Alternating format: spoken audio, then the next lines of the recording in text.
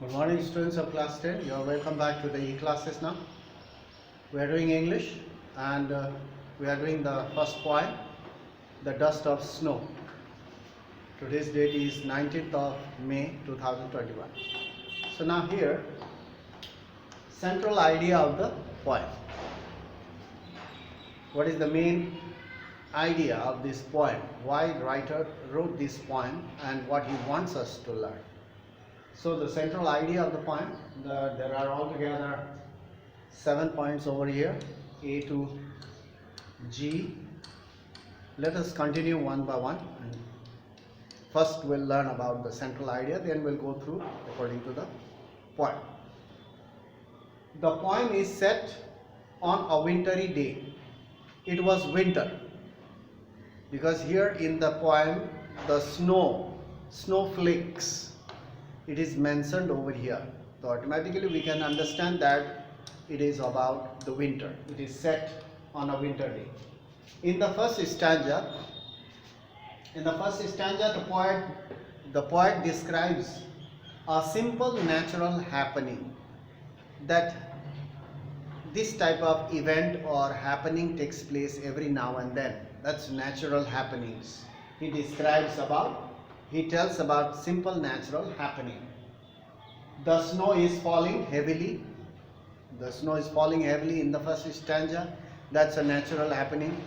And the snow covered the top of the trees. The trees are covered with snow. The poet is standing under a hemlock tree. The poet is also standing under the hemlock tree. Hemlock is a poisonous tree or a poisonous plant. So the writer is standing under a hemlock tree. So these are natural happenings. The snow was falling, there was a heavy snowfall, and the trees are covered with snow, and the writer was standing under the hemlock tree, was thinking something else. Number B, the movement and alighting. Alighting means landing. The movement and alighting of a crow on that tree, on that hemlock tree. The crow flew and sat on the hemlock tree, or perched on the hemlock tree. When the crow sat on the hemlock tree, it shook the hemlock tree and some dust fell down. Dust of snow. So the landing of the crow on that tree and the person standing under the hemlock tree are not special things. It's not very special thing. It's a common thing. It is very common. It happens every now and then with anyone else.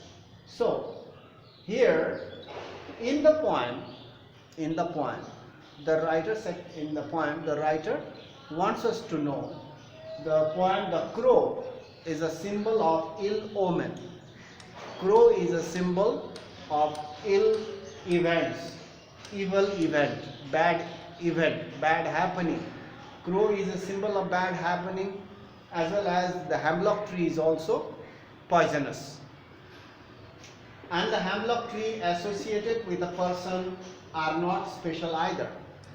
So the hemlock tree and the person and the crow sitting or perching or alighting on the hemlock tree is not very special. It's a common thing. But the crow, in the second stanza, the writer tells us, in the second stanza, the falling of snowflakes, when the crow landed on the hemlock tree, the movement shook the tree and the dust of snow fell on the person who is standing under the tree. That is the writer. The falling of snowflakes when the crow alighted leave a great effect on the mental and the mood of the poet. The writer was standing under a hemlock tree, and when the snow fell on him, it changed his mood. How?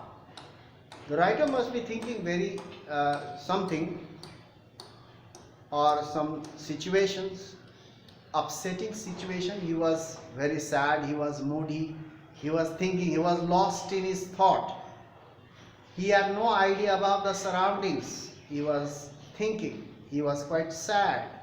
And when the dust of snow fell on him, he realizes that, oh, the snow has fallen. Oh, the snow, it's a cold day, dark and cold day, snowing. He realizes that he has changed his mood. A sudden change of mood took place, occurred. It leaves a great effect on the mental as well as mental state and the mood of the poet. So far, the day has been gloomy. The day was very gloomy. Gloomy means full of clouds, or the writer must be very sad, thinking about something. So far the day has been gloomy, sad, or maybe it is dark or sad. And the wastage for him, he thought that, oh, today the day is very dark, it might rain, the snow has fallen, or I can't do anything today, I can't do the work properly today, the day is gloomy. Or maybe he is very sad, he is upset, he cannot think properly, he cannot work, he cannot put his mind in the work, maybe he is sad. So, and it was a wastage for him. The day was wasted. But this ordinary happening, what was the ordinary happening? The crow alighting on the hemlock tree and the dust of snow that fell on him. This ordinary happening brings a change in his mood. His mood has changed now. He was aware what is happening around. So far he was very sad and upset. He could not think, he could not realize what was happening around. He even could not notice that the snow has fallen heavily. So this ordinary happening has brought some change in his mood. So now number F, it gladdens. Gladden means make someone happy. It gladdens his heart. His heart has gladdened because he forgot about his sadness. He forgot about his sad events or sad things, and now he realizes that, oh, the day is there. So it gladdens his heart. He realizes the falling of the snow on him and saved the day. You see that? He realizes that the snow has fallen on him, and he looked up, the crow flew away, again some dust fell on him. He realizes he was aware now after that. Aware of his surroundings, and he has forgotten about about his gloomy mood, about his mood, and now he thinks that, oh, I have to work today. I need to work, I need to hurry up. So in this way, it saved the day from getting wasted. Now he does not regret. Regret means feel sorry, as the whole day has not gone waste. If he had stayed upset, or if he was moody and continued his sad mood or upset whole day, he could not have worked properly, he could not have thought or think properly. His day would have been wasted. So he stopped thinking and he was aware of the present situation. As the whole day has not gone waste, now he doesn't regret. The day has not gone waste. The simple ordinary happening had saved his day from getting wasted. He feels happy. He feels very happy and uplifted his spirit. Spirit means enthusiasm to do his work. He was ready for his everyday work after the mood changed. So he was happy now, and the spirit uplifted his spirit, enthusiasm to do his work, everyday work as usual. Otherwise, if that simple ordinary things had not happened, he would have stayed moody whole day. The day would have been wasted. So that is all about the central idea of the poem. Now we will go in our next class. We'll talk about number 1, flakes of snow.